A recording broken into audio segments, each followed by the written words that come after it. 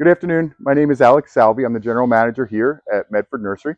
And today I wanted to tell you a little bit about our story. For the entire existence of Medford Nursery, our focus was really on evergreen and flowering shrubs and roses. And we had a small bread and butter perennial program to go along with that. And we realized a little over a decade ago that we needed to focus on developing a season-long color program in order to stay competitive in the new marketplace. We worked really hard to learn all the different facets of perennial production and all the varieties within the marketplace. And I am so proud to say that as of today, I think we achieved that goal, and we are on par with the best perennial growers in the industry. So I've chosen today to make this video because for the last 3 weeks or so, I have just been so impressed with the color selection that we're currently offering. Medford Nursery is in full bloom. It looks beautiful around here, and I'm so proud to share it with you. So every day, I start my day, my first cup of coffee, I drive the nursery and I look at all the crops. And some days, not as many as I would like, but some days I finish my day by walking the nursery and getting some exercise. And I'm telling you, the last few weeks or so, every corner I turn, I stop and say, wow, what is that? How beautiful is that flowering crop? What is that new plant? So what I wanted to do was kind of share my experience of the nursery with you, our most valued customers. So the first thing I want to do is introduce you to our perennial grower. His name is Gilberto Diaz. Gilberto, how long have you been here? About 13 years. 13 years? Yes. So Gilberto and I started around the same time. We've been working together for about 13 years. And most of your time here, you've been growing the perennials, right? Yes. And now he's the head perennial grower. And I'm so proud of the work Gilberto's doing in growing these beautiful plants. I'm proud of the work we've done together, and I'm proud of the team that we've built to grow all these beautiful perennials.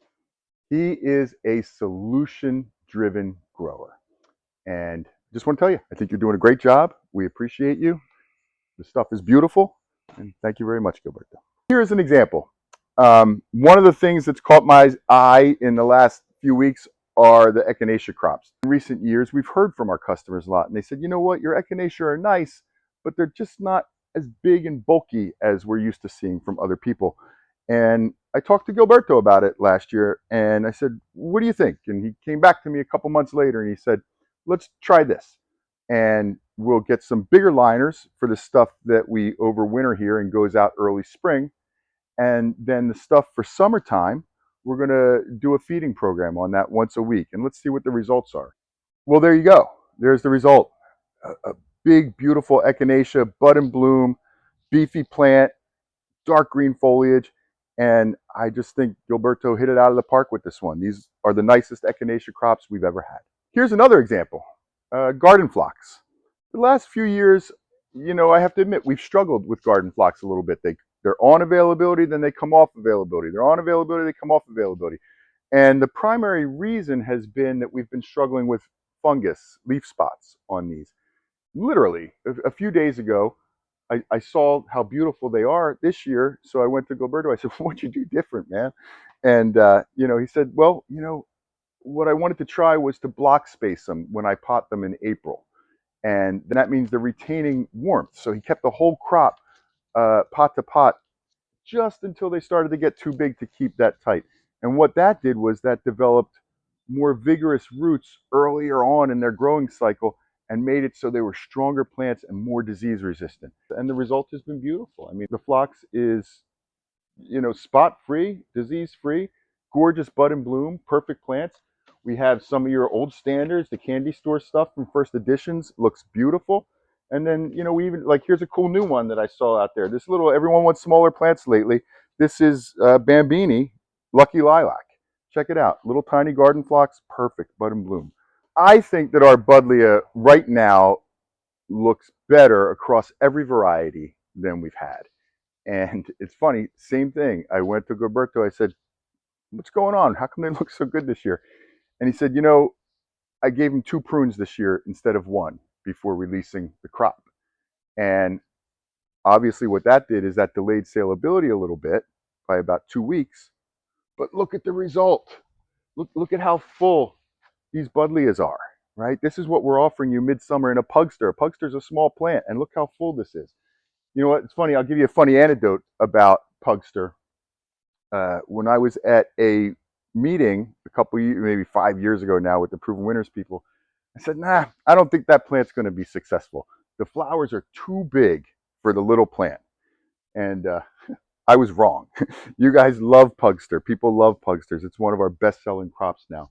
And I just think that the buddleia that we have going right now is just perfect. Here's a new buddleia here. This is my favorite plant introduction of the past 2 years. Last year we grew it for the first time. It's from Bloomin' Easy, and it's called Birthday Cake Buddleia. I thought they should have called it Birthday Candles. I think that what's special about this plant is it just looks different from other buddleia. It's straight up. It's not drooping. It's not growing out of control. It's a nice, tight little buddleia. And it's funny, one of our salespeople told me last week that he planted 4 in his yard, and this thing was blooming just as strong as it is today at Thanksgiving last year. So it doesn't stop there, you know. Our hibiscus is just looking gorgeous this year. We've got great looking agastaches. Check out all this coreopsis over here in the middle. I can tell you we have curated a whole new selection of gaillardias, and they are just perfect, perfect, perfect, big, full plants this year. I think all of our crops are just beautiful. The heucheras up front over there look great. It's just everywhere in the nursery. If you're getting ready for fall, even the sedums are starting to really wake up and look great.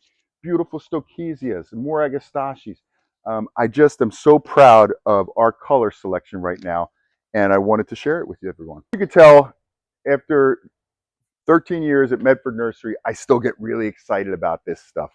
And, you know, I want to share with you that before I started here, I managed retail garden centers for about 15 years. So my goal at the garden center in July and August was always to maximize every customer visit by really putting on a big display of color and trying to capture impulse sales. So I want your perennial benches to look like this right now, bursting with color. This will capture impulse sales. Here at Medford Nursery, our customer service team is second to none. We want to hear from you. Call us. We will tell you what looks great at the nursery, what you should be buying from us this week. We will help you sort through that massive availability with all those plants. That's what we're here to do. We love it. We love to help you succeed. So thank you for taking the time to listen to my presentation today. Have a great summer, and we look forward to hearing from you.